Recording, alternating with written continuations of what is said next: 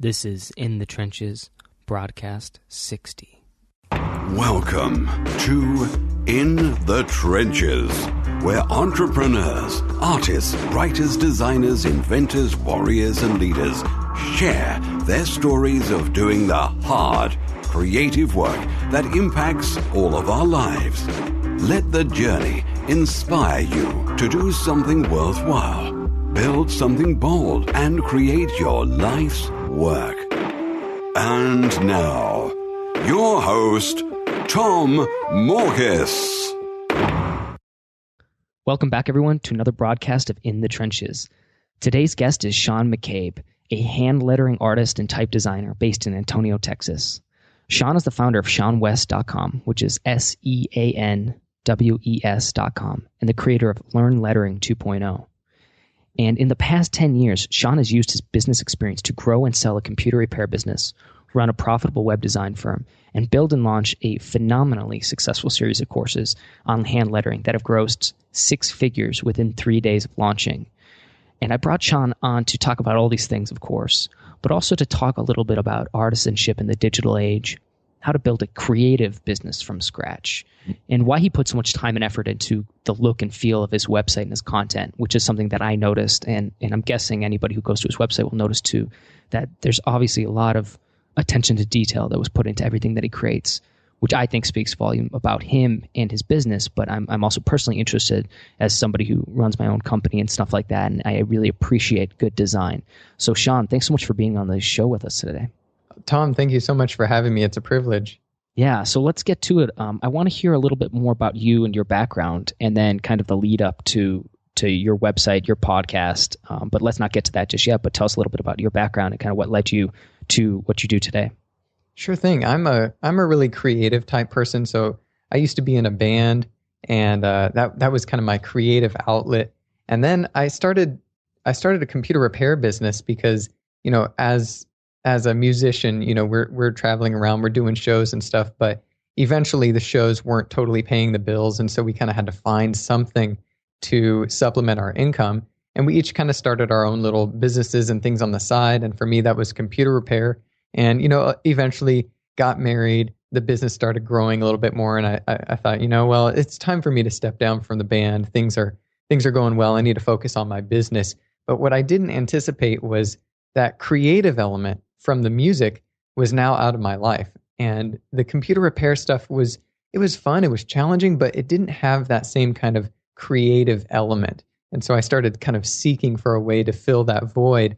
And in that, I came to graphic design and web design. And a lot of my clients with the computer repair business, they were saying, could you help us with our websites? Do you do that kind of work? And I said, well, sure. You know, I didn't exactly, but I was willing to learn. And so I started teaching myself design on the side. And eventually the design work was doing really well to the point where I couldn't even do the computer repair work anymore. And I thought, well, let's scale this up because I'm really enjoying this. And I brought on a partner and started doing that full time, brought on someone with the computer repair business, and everything was going well. But what I did wrong with that first business was I hired a guy and then the business basically stagnated. I mean, it was fine. I had enough work for just that one guy, but I didn't have, I didn't have the guts to either advertise or hire more people. It was kind of a chicken and the egg thing. You know, I wasn't really sure how to grow the business, and I eventually ended up selling it. And I made money on that business, but what I regret is that it could have been an asset to this day if I had been smart enough to learn how to hire. It could have still been serving me to this day.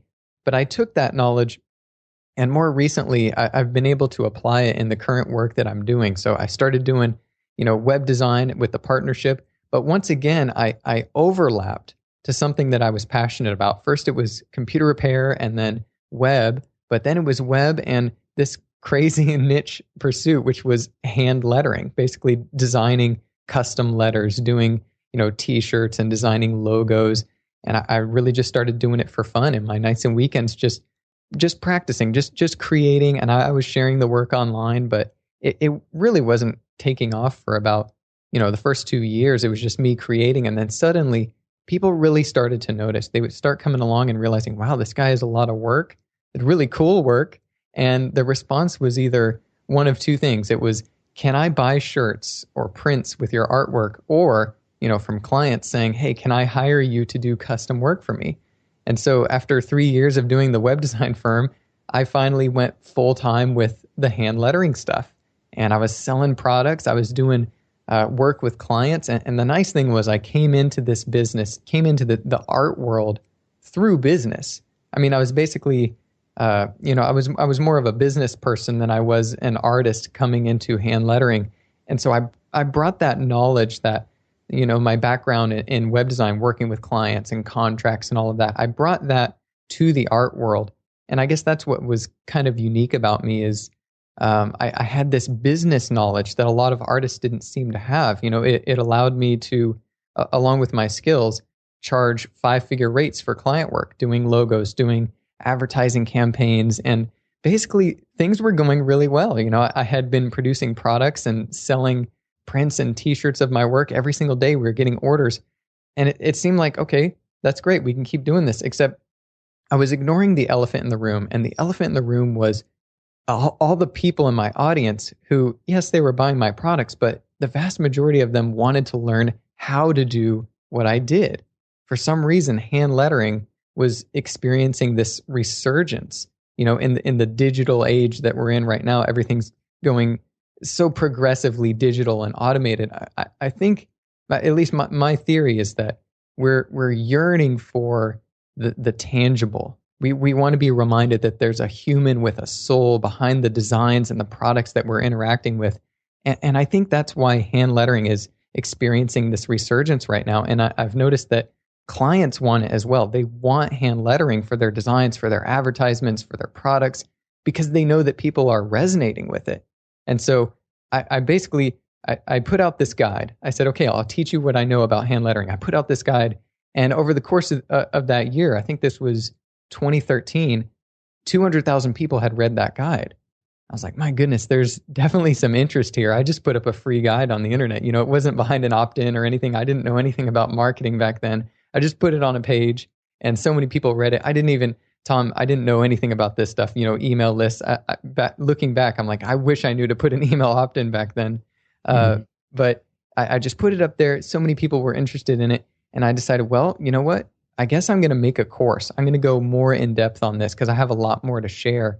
And basically, I saved up money until I could afford 6 months of living expenses. And so I just took off of client work, and I just poured everything into making this course. And the long story short of it is I launched it, and it grossed 6 figures in the first 3 days, it just blew me away. Like, I had no idea. I wasn't expecting anything like that. And of course, hearing that this hand lettering artist makes 6 figures in 3 days, that kind of starts to pique people's interest, more so than just in the art world, but kind of in the business and the marketing world. And basically ever since then, I've just been teaching what I learn as I go, just as far as like business and marketing. I've just been basically like open book. I'm going to share everything I know. Awesome. Okay. Yeah. There's a lot of stuff here that I could probably pinpoint and talk about, but I'm curious.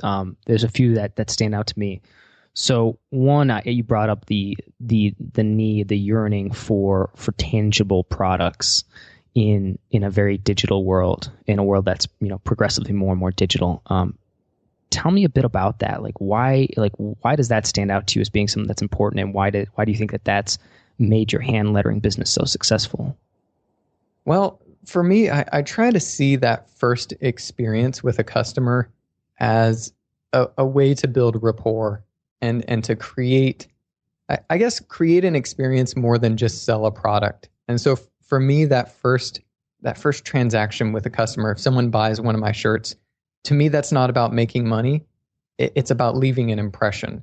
So I really care about not just, the handmade nature of my designs, but also just the tangible feel of the fabric that I use for my shirts, or the packaging, and just the little details, added hang tags or stickers and the box and everything. To me, it's this holistic experience that I want to give people. And honestly, to the point where even if I lose money or just break even on that first transaction, that's worth it to me, because I know I've left an impression. And I'm not really I'm not trying to squeeze out profits from that first sale. I'm trying to get a lifelong customer. And so to me, all of the details, all of the little things, they add up to create that experience. And that's really the only thing I can think that hand lettering is experiencing this resurgence for is, people are yearning for the details as things become more and more automated. I think we are, at least there's the risk of tending towards losing some of that soul behind our products, behind our designs. And I think people really do want that. People really do care about that. Awesome. Good stuff. So before I get to, I think the thing that stands out as the most, arguably one of the most fascinating things is obviously launching a 6-figure course in 3 days, which is pretty impressive. And I do want to get around to that. But I want to get there first by talking a little bit more about this hand lettering and this artisanship piece. So a couple things that stood out to me is you do the physical stuff still, you do the tangible stuff still, and you even said it yourself that it's even if it's just breaking even, you still feel it matters. And I think you've done a really good job of finding this balance between physical, tangible, which is generally really difficult to do, to be a profit-making center, but then that having these digital courses, these digital guides, stuff with obviously very low marginal cost that have done really well for you. So you've struck this balance that I think a lot of people would be like very envious of. Can you talk a little bit about that? Was that intentional, or was it just was it accidental? And if it was accidental, what have you learned from that?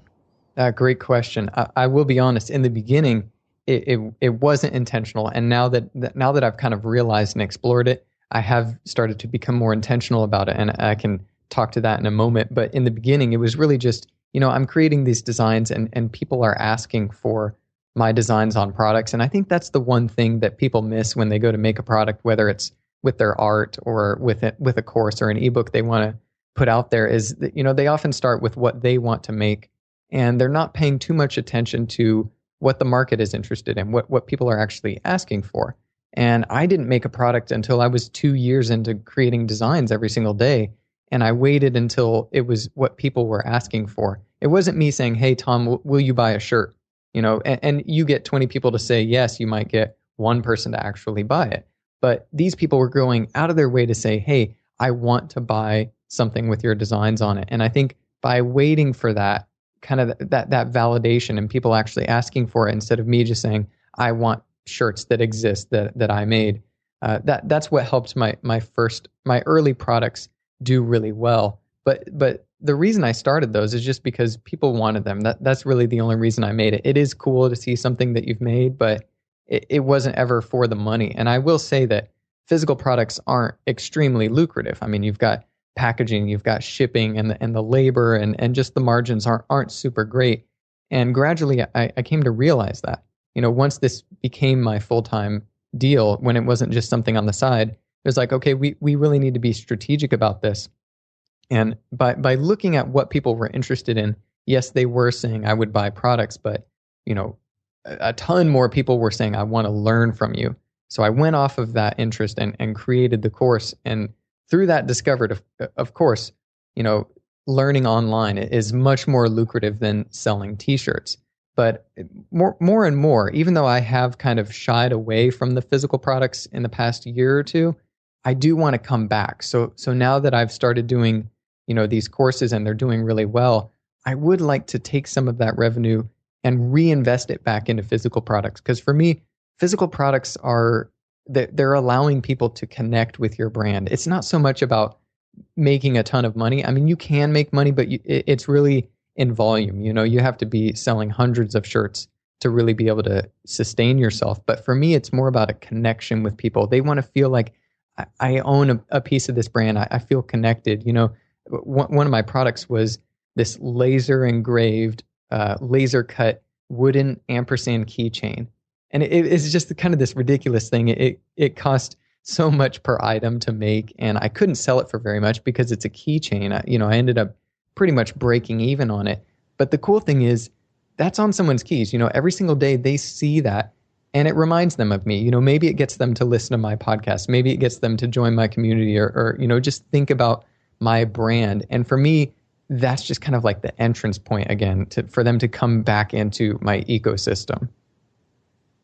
Yeah, very interesting. I think that's really cool what you're doing, and I'm excited to see kind of where you go from here and how you decide to invest. And maybe we can talk about that toward the end. But I want to come back around to now you going from physical based business to managing, operating it, then to going into the digital world, then to moving over from kind of service based, maybe agency work of web design to course creation, which I feel like is a progression that a lot of people, a lot of the audience of In the Trenches will resonate with to a degree.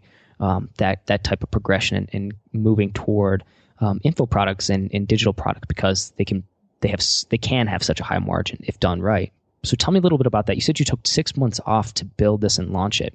I'm assuming you didn't take 6 months off to just build it, but that you probably put a heavy amount of time into marketing and all that stuff. So tell me a little bit about that. How did you spend your time? What were the keys to actually creating such a successful launch? You're absolutely right. It was probably 80% marketing and 20% creation. Now, the nice thing is when you know your stuff, it doesn't take you too long to actually create the product. And I think a lot of people, especially in the beginning, they don't get this split right. They spend 80% of their time on the product creation or the course creation and none of it on marketing. And really, I mean, maybe eventually if you have a huge brand and a huge audience or following, you can maybe lean on that a little bit more. But especially in the beginning, you've got to get the marketing down. And what I would recommend people do is what I call backwards building. So basically what I did is 6 months ahead, I hadn't even created the course yet, but I put up this 6,000 pixel tall landing page. I mean, I spent 3 months just on the landing page, like creating custom illustrations, writing the copy. I mean, it was this beautiful, gorgeous, tall landing page. And everyone's like, you got to get your sign up above the fold. Well, my sign up was at the very bottom of this 6,000 pixel tall page. And I put it up and, the first, I think it was the first few days, it was getting 65 signups a day. And let me explain what was on this page. It was basically speaking to this person who wanted to learn. It was like, look, you're trying to figure out lettering. You're not really able to find the resources that you want, but you want to make a living at this. That was my value proposition. It wasn't just learn lettering, learn the techniques, but it was make a living as a hand lettering artist. I'm showing you, taking advantage of the unique hybrid of my skills, which is my background in business and also my artistic skills. So yes, I do teach you the lettering techniques, but also the business knowledge you need to succeed. So things like design contracts, going point by point, explaining all of that to you, explaining how to customize it, explaining how to talk with clients, how to price, licensing agreements. I mean, all of this stuff. I was showing them real emails between me and my clients and my questionnaire, just breaking all of that down for people. So really giving them something unique that they couldn't find anywhere else. And this landing page was telling the story. And so by the time they're scrolling down, it's speaking about the product as if it exists. I mean, you think of it as the press release. Imagine that your product is done and this really big magazine or this online publication wants to promote your course and they say, hey, next week, we need this press release from you. Tell us exactly what it is, who it's for, why they should care about it, what it's going to do for them. And if you have it for us, we're going to promote your thing. Well, it's like, oh man, I better get that together. That's exactly what this is. So by the time they scroll down to the bottom, they're basically ready to buy. Of course, you haven't made it yet. And so you've got your sign up box there. And that's what I did. The first time I put it up, it was like 65 signups a day. A few days later, 75, 90, 100. At the height of it, 105 people were signing up a day on this landing page. Now, I want to bring out something important here because I mentioned that the year before I'd put up this very valuable guide. So I put up this 10-step introductory lettering guide on my site, and it was just there. It was just on a page. It wasn't download or anything like that. And so people were linking to that because it's something really valuable. Just sitting there on the web, people were like, this is great. They're sharing it. They're linking to it. So there's all this incoming traffic from all these different sources and referrals and social networks and Google, all linking to this page. So when I announced the course and I put up this big announcement page, I replaced the guide. So I replaced the page that everyone's linking to with this announcement and a sign-up box that says, hey, I'm going to notify you. If you want to get notified, sign up. Also, get my 10-step introductory lettering guide. So tell me, so you did that, and you did this for 6 months out? You were getting this amount of signups? Yeah, 6 months out. So by the time I got to the launch, I had 15,000 people on the list, which is just crazy. And then can you, you share some of the numbers. So tell me a little bit about this. You have 15,000 people sign up. How many people ended up buying? I believe it was 380 people ended up buying the masterclass. So I was talking to Nathan Barry. I think you also know Nathan. Yep. Talking to him about this at the time. And he was saying, you should sell in tiers, do different packages. And at the time I was like, oh, because I had basically 10 courses that I was bundling together as this masterclass, all these different focuses and teaching different things. I was going to bundle them together or say, if you want to buy them individually, you can. You'll save a little when you buy all of them. And he's like, no, you need to package them up. He said, people want to know what order to go through. Even if it doesn't matter, he said, just tell them the best order, because people don't want to have to think. He said, package them up, do these 3 different packages. And that basically, that had a huge impact on the launch, because I ended up packaging them all together in the masterclass. And at the time, what I had there was, I think I sold it for $250, and I gave people an introductory rate at the launch, and it was $199 for the people at the very beginning. And it was, I don't remember the math exactly, but it was, it was like 380 people got the masterclass, and then a bunch of people got the other ones, and it was a little over 100,000 in the first 3 days of revenue. Wow. Yeah, that's pretty incredible. I'm just doing some calculations right now. Yeah, that's pretty impressive.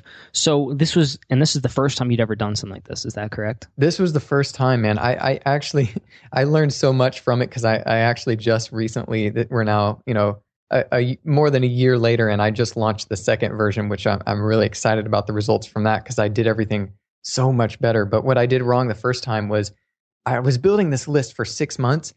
Tom, I got to tell you, I didn't know anything about marketing. I wasn't even emailing them. Like I didn't know about keeping your list warm or anything. I didn't even know about autoresponders. And so I had this list of people for 6 months, and 5 days before the launch, I sent them 5 emails like, hey, here's what's coming, and here's some of the stuff inside. And it still did as well as it did, which was just pretty crazy. Yeah, that's awesome. So now you said you're the 2.0 version, the updated version is it released now, or are you getting ready to release it? It's up. Yes, sir. It's live. Okay. So when this goes live, I'll make sure to send people over to it, and they can find it at seanwest.com. Learnlettering.com, actually. Learnlettering.com. Okay. I apologize. Somebody make a note of that. Cool. And what have you done? Have you done anything? So besides, it sounds like you've probably implemented some sort of autoresponder or drip campaign to prep people this time to kind of keep the list warm, quote unquote. Have you done anything different from a design standpoint? Because you said at the bottom was the sign up form. Or did you find that was so successful in kind of a unique way that you just kept it, or have you tested out some new things with this the second go around? Well, when I launched it, I replaced the sign up form with the purchasing options.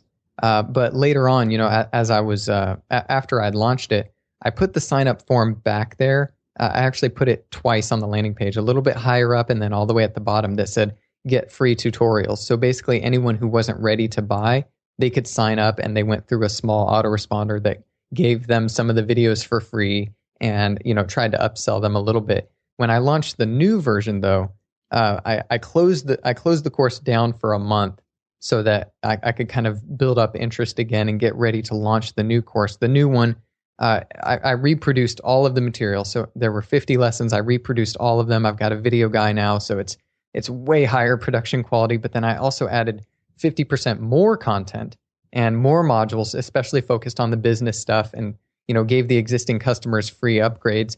But I basically positioned it as an even higher an even higher premium kind of offering. Like it's much higher price this time. But I did something kind of crazy. So 2 things I did crazy. One is I wanted to correct what I did wrong the last time, which was leaving the list cold and sending only 5 emails before the launch. And what I did this time was I wrote a blog post on, it was an average of 1,500 words each for the 30 days before leading up to the launch. So I announced the launch date 30 days in advance, and I said I'm doing a daily blog post series leading up to the launch. And this was it was pure value, Tom. Like none of it was, okay, some of it towards the end was selling, but everything else was just teaching everything, giving all of it away. And I mean, essentially writing what was like a small book. I mean, we're talking about 30, 40, 50,000 words of blog posts here, just giving this away. And I decided this time with the starter class, previously my old intermediate class had 3 modules. I sold it for $99. Hundreds of people bought it. This time I upgraded everything. I added way more content. And this time the starter class had 4 modules. So the new starter class was bigger than the old intermediate class that I sold for $99. And I was going to sell it for $99, but I decided instead to just give it away for free. I mean, just 100% for free. I mean, my Wistia bill is like 4 figures. It's pretty gnarly. I just gave it away, but the results were astounding. I mean, I did this as a marketing move because, for instance, I put a design on Instagram and said, hey, I'm basically creating this story, which is I should be selling this for $99. I used to, and I sold hundreds, but this time I'm giving it away. And so I asked people, spread the word. And so I post something on Instagram and 300 people comment. Every single comment is them tagging at least one other person. And so it's going crazy. It's just spreading like wildfire because it's this insanely valuable thing for free. And I still don't know if it's the worst idea I've had or the best idea I've had, because I'm definitely going to be paying for it in video hosting. But my hope is that now that I've kind of learned a lot more about marketing and upselling and all of that, nurturing your leads, that I can convert enough of those people for it to make sense. But it was insane. In the first weekend that I announced this, I got 1,000 signups over the weekend. And then over the course of that week, I think it was between it was a little over 4,000 people signed up within that week. So, I mean, it did phenomenally well giving away the starter class. That's awesome. Okay, cool. And so now, and you do a bunch of other stuff. Gosh, I don't know if we have enough time to go into all these, but you also run a podcast. And I see you involved in a lot of, things like that seem to be slightly tertiary to what you do. But tell me a little bit about that. What's the purpose behind the podcast? What's the purpose behind doing a podcast? Doing the blog that you're doing. Why do it? Why spend the amount of time and effort into doing it too? Because I know your podcast is very high quality. And I believe they're video recorded, aren't they? They are. Yeah. So you put a ton of time and effort into this. Tell me about that. Why? Yeah, so the idea behind the Sean West podcast, which is the twice a week podcast that I do, is basically just to give away all of my knowledge. Just basically show everyone, like I tell them real numbers, like as scary as it is. And another thing is things have really grown in the past. I mean, just over 2015, at the end of last year, it was just me. Now there's 7 employees full time. And so I share. I'm totally transparent, real numbers, everything. Sometimes it's like, oh man, this could be kind of scary for employees, but they like it because they know there's no such thing as job security, and you're getting your regular paycheck, but for all things are bad behind the scenes. So they're like, hey, I'd rather know the real numbers. So basically, I just give all that stuff away. I'm teaching as I go, and something that we did. We started this in 2013. In 2014. I launched a community membership site where, we have forums and we stream the show live, and we've got a chat system where people can engage. There's mobile apps. They can get feedback and talk to each other anytime throughout the week. So we made this community membership site. It was basically just for podcast listeners to connect, but it's grown to so much more than that now here a year later. And that's basically how we're able to do the podcast. We don't actually do sponsors or anything like that. It's just supported by the community. So it's basically like, hey, if you're enjoying this stuff, you want to connect with like-minded people, you can join the community. And that's basically it. So, that's kind of how we're able to do the podcast and what's keeping it going. Very cool. Okay. Now, again, I'm trying to figure out the questions that are, potentially most interesting, but I can really only base that on what I find the most interesting. So I'm in this particular area where what I'm building is starting to grow too. So going from solo to contractors and employees, that kind of thing. So tell me about that transition from just you to 7 employees. What was that like?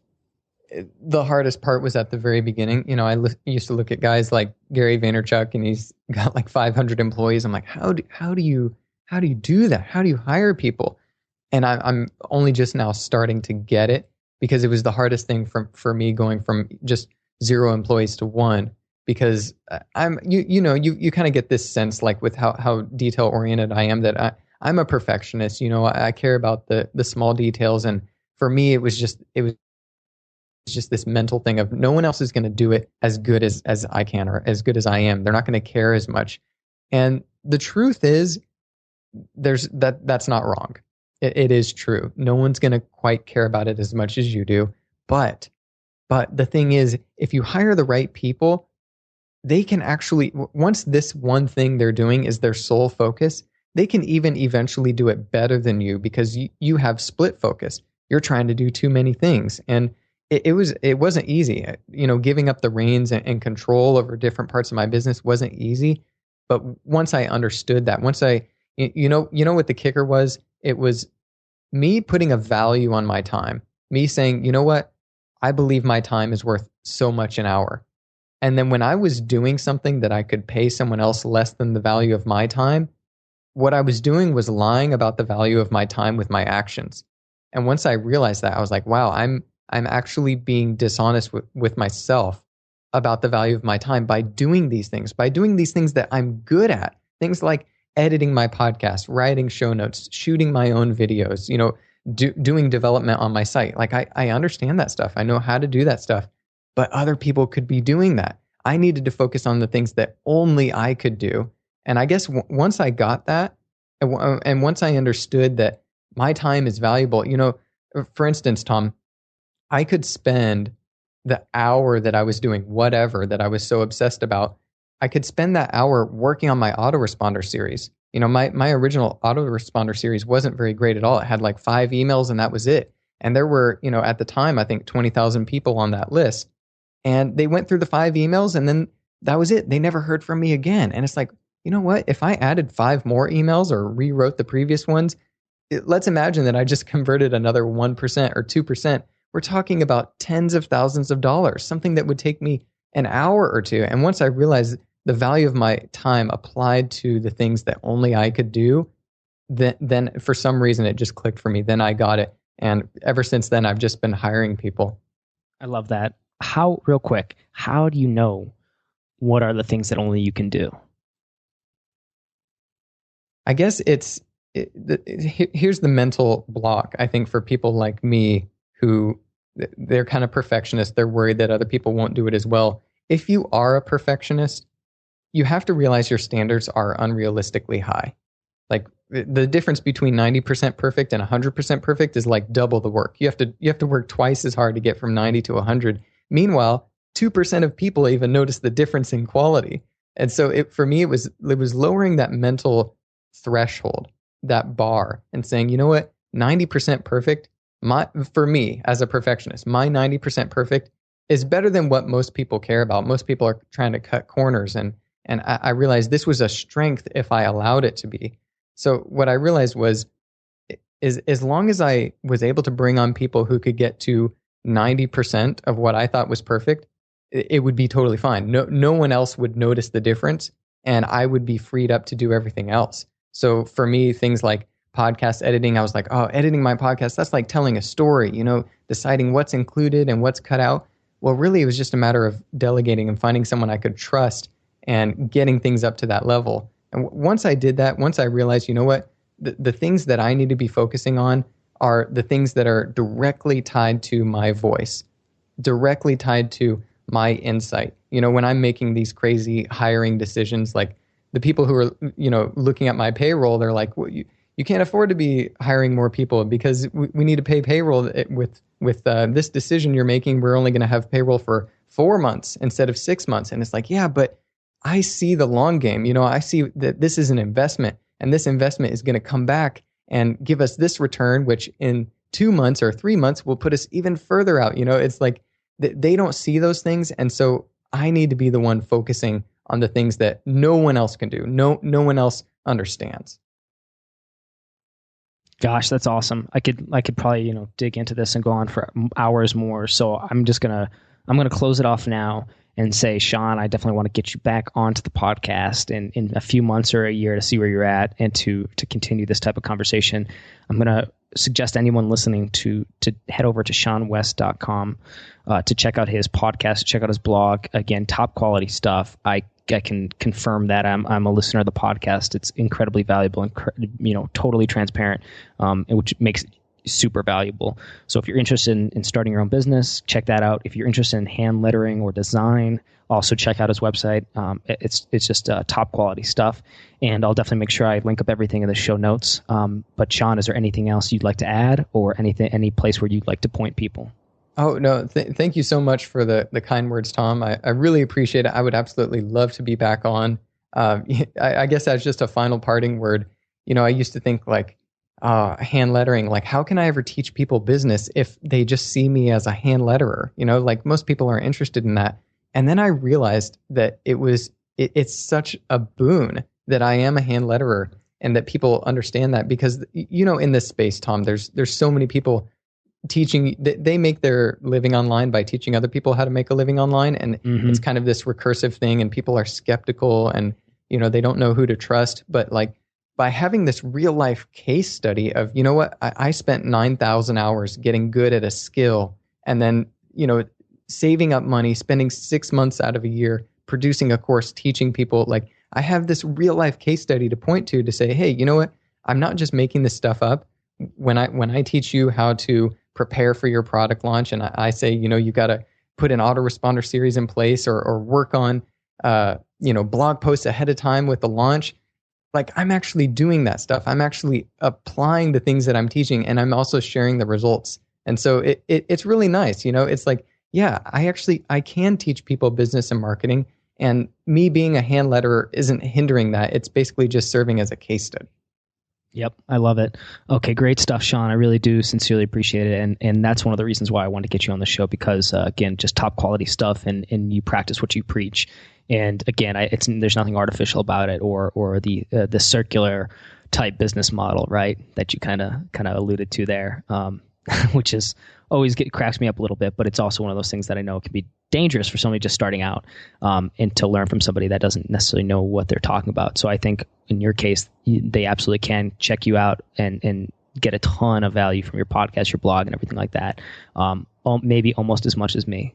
No, I'm just kidding, Sean, but I really do appreciate it, man. It's incredible talking to you, and I look forward to having you on the podcast again in the future.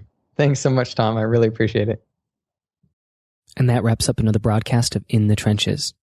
If you'd like to check out the show notes, just head over to tommorkes.com/podcast, where you'll find the latest broadcast. And if you enjoyed today's broadcast, please do me a favor and leave a rating and review on iTunes. That's the fastest, simplest, easiest way to support my creative work, and it would really mean a lot to me. As always, this is Tom Morkes, and if you're listening to this, you are the resistance. The resistance. The resistance.